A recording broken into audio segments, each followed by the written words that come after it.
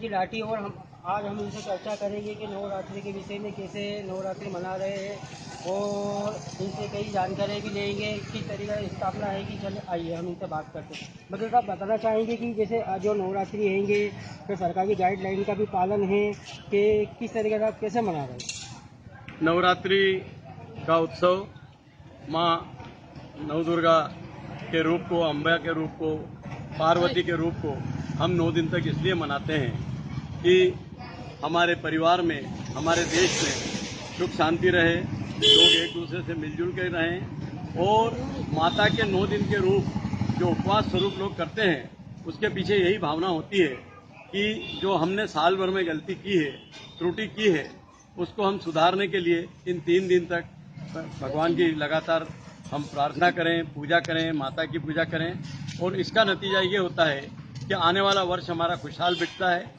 ऐसे ये समय वो होता है जब हमारी फसल आती है, और फसल जो पहली फसल होती है बरसात की, उसके लिए भी ये उत्सव का रूप लेता है, क्योंकि इसी के बाद तुरंत दीपावली आ जाती है और मनुष्य का जो है इसमें लगातार वो होता है।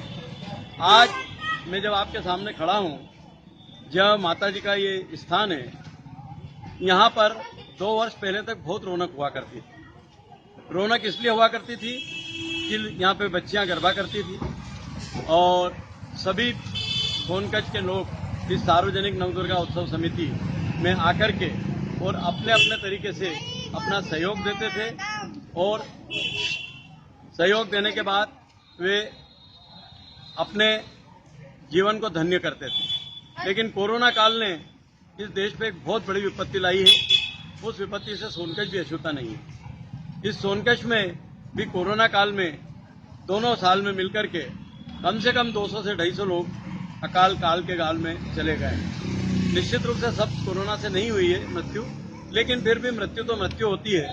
और सरकारी गाइडलाइन के अनुसार हम यहाँ पर अभी ये उत्सव मना रहे हैं। यहाँ कोई भीड़भाड़ नहीं होती है, यहाँ पर किसी प्रकार का गरबा नहीं होता है, और लोगों को कोशिश करते हैं कि हम मास्क पहनने की शिक्षा दें। यहाँ पर जो आते हैं हम उनको भी मास्क लगाने के लिए कहते हैं, हम स्वयं भी मास्क लगाते हैं। और उस मास्क के माध्यम से हम ये कहते हैं कि भाई आपका परिवार अगर निरोग रहेगा, किसी प्रकार के आपके परिवार में तकलीफ नहीं होगी, तो ही आप सुखी हो। नहीं तो आप कितना भी धन कमा लो, कुछ भी कर लो, काल के गाल में आदमी कब चला जाएगा कोई भरोसा नहीं। क्या नगर सोनकच्छ के अंदर शांति समिति की मीटिंग दी जाती है तो नगर वासियों का कहना है कि आसपास के क्षेत्रों के अंदर त्यौहार मनाया जाता है, जैसे जुलूस निकाला जाता है, सोनकच्छ में क्यों नहीं? शांति समिति की बैठक यहाँ पर पुलिस स्टेशन पर होती है, जिसमें अनुविभागीय अधिकारी, तहसीलदार और पुलिस के अधिकारी उपस्थित होते हैं। उसमें हम जितने भी नवदुर्गा उत्सव मनाने वाले लोग हैं उन सभी को बुलाते हैं और बुलाने के बाद उनसे चर्चा करते हैं। और जब देखा कि बड़ी मुश्किल से देश ने इस कोरोना से पार पाया है, हमने देखा है कि अप्रैल और मई 2 महीने ऐसे थे जब हम सांस के लिए, ऑक्सीजन के लिए तरस रहे थे, जब हम अपने परिजन को बचाने के लिए तरस रहे थे। और ऐसा मौका आया था कि नाश अगर उनकी होती थी कोरोना से मृत्यु के बाद, तो उसके उठाने के लिए भी हमको कई बार लोगों को निवेदन करना पड़ता था और ट्रैक्टर ट्राली में या किसी साधन में ले जा करके उनकी अंत्येष्टि करते थे। हमने जब इतना भयंकर समय अभी 3-4 महीने पहले ही भुगता है, तो हम 3-4 महीने बाद ऐसी गलती नहीं कर सकते जिससे कि हमारे बच्चों का, हमारे परिवार का और हमारा भविष्य जो है खतरे में पड़े, हम किसी प्रकार की बीमारी में पड़ें। इसलिए शांति समिति की जो बैठक हुई थी, उसमें सर्वानुमति से निर्णय लिया गया कि सोनकच्छ का स्वस्थ रहना ज़्यादा जरूरी है, बजाय इसके कि हम यहाँ पर कोई त्यौहार के मामले में बहुत ज़्यादा भीड़ इकट्ठी करें, लोगों के बीच में बीमारी फैलाएं। क्योंकि अभी भी डेंगू, मलेरिया और टाइफाइड जैसी बीमारी सोनकच्छ में घर किए हुए है। हर परिवार में आपको 1 या 2 व्यक्ति इस बीमारी से ग्रसित मिलेंगे। इसलिए उनको बचाने के साथ साथ कोरोना जो बड़ी मुश्किल से सोनकच्छ का पीछा छोड़ा है, कहीं वापस न आ जाए, इसलिए प्रिकॉशनरी मतलब सतर्कता के लिए हमने ये किया है कि यहाँ पर कहीं पर भी कोई गरबा उत्सव में बच्चियाँ नृत्य नहीं करेगी, कोई भीड़ भाड़ नहीं होगी, सामान्य आरती जैसी होती है वैसी आरती होगी। माँ का न तो विसर्जन जुलूस निकलेगा, न उनको लाने का जुलूस निकाला गया है। और ये केवल हमारे गांव के लोग, हमारी खुशहाली के लिए, हमारे गांव के अच्छाई के लिए ये किया गया है। क्या आप मानते हैं कि अधिकारियों का मानना है कि सोनकत नंबर 1 पे है ताकि गाइडलाइन का पालन सही तरीके से होता, क्या मानते हैं आप? मेरा बिल्कुल मानना है कि अधिकारियों ने जो कहा है वो बिल्कुल सही कहा है। सोनकत में लगभग 12 जगह नवदुर्गा की मूर्तियां विराजित है, लेकिन लोग इतने, जिसे कह सकते हैं कि अनुशासन प्रिय हैं, कि अगर हमने वहां पर शांति समिति की बैठक में इस बात को तय किया कि नहीं भाई कोई भी अपने यहाँ गरबा नहीं करेगा, कोई भी भीड़ इकट्ठी नहीं करेगा, तो आज आप ये देखिए कि पूरे सोनकत के 12 ही स्थानों पर कहीं भी आपको न तो भीड़ मिलेगी और न ही किसी प्रकार का मिलेगा।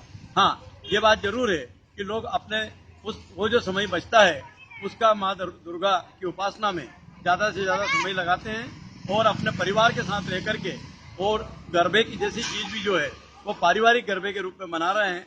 निश्चित रूप से बहुत अच्छी बात है। क्या आप संदेश देंगे, क्या देंगे इस अवसर पर? मेरा यही संदेश है साथियों कि बड़ी मुश्किल से कोरोना से ये देश उभरा है, हमारा प्रदेश उभरा है।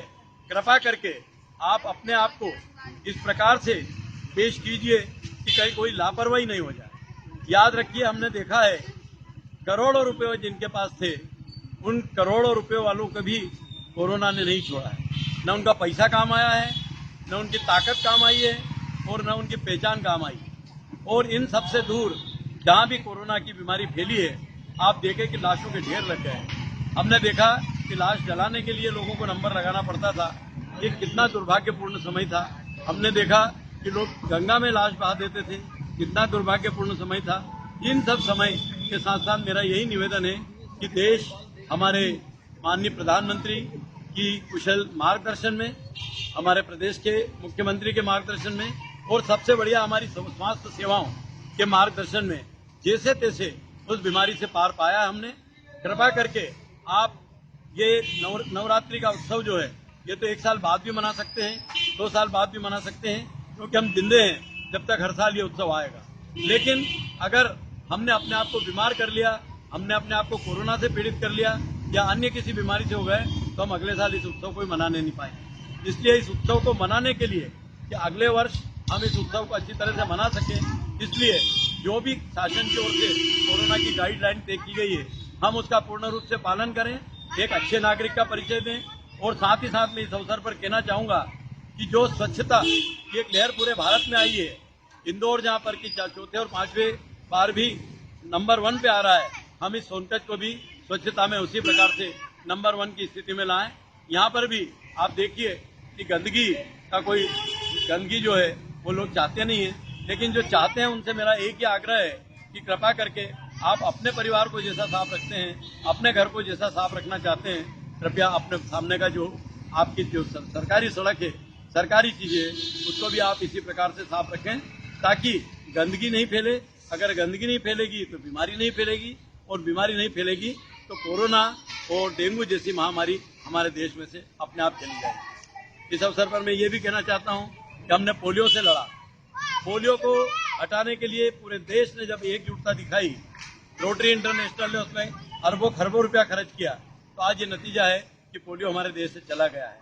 इसी तरह से कोरोना भी निश्चित रूप से चला तो गया, ये तो नहीं कह सकते, लेकिन जाने की तैयारी में हमसे कोई भूल नहीं हो जाए, कोई हमारी लापरवाही नहीं हो जाए, ये पलट कर पीछे आ जाए। इसलिए मेरी आप सबसे हाथ जोड़कर यही प्रार्थना है कि कृपा करके अपने परिवार को स्वच्छ रखिए, निरोग रखिए, और उसके लिए जो भी गाइडलाइन दी गई है आप देखिए, उसका पालन कीजिए। वैक्सीनेशन लगातार हो रहा है। हमारे देश में 90 करोड़ से ज्यादा लोगों को वैक्सीनेशन हो चुका है। क्या आपके आसपास या आपके परिवार में कोई व्यक्ति ऐसा बचा है, कोई बहन, कोई भाई, कोई बच्चा ऐसा बचा है जिसको अभी तक वैक्सीनेशन नहीं हुआ है, तो कृपा करके उसका वैक्सीनेशन जरूर कराइए। आपके फिर मैं कह रहा हूं कि लाखों करोड़ों रुपए काम नहीं आएंगे, वैक्सीनेशन ही आपको कोरोना से बचाएगा। इसलिए इस वैक्सीनेशन का पूरा फायदा लीजिए, जो सरकार की ओर से निःशुल्क लगाया जा रहा है।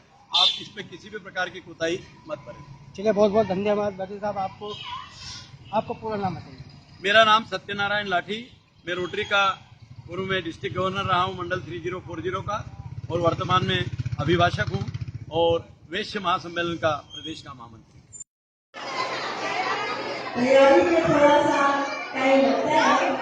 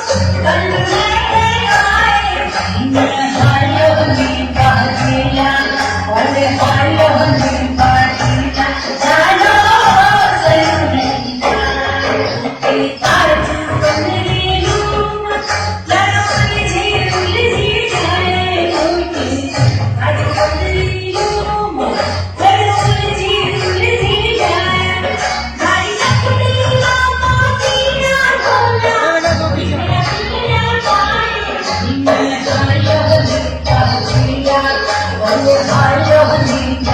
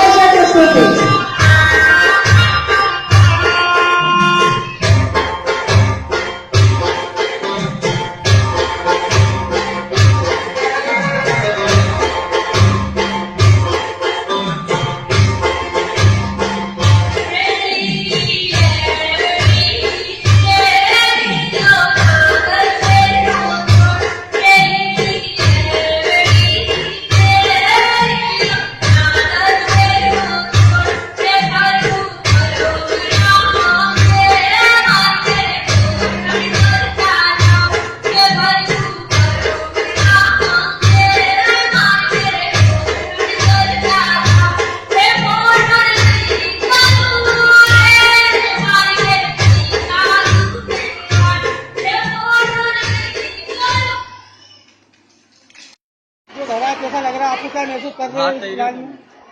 अलग ही ऊर्जा महसूस हो रही है। ना भक्तों का साथ, उनका आशीर्वाद, उनका साथ के साथ मेरी मेहनत सफल हो रही है। क्या नाम आपका, शुभ नाम क्या है? साक्षी, यही सोनकर निवास जी।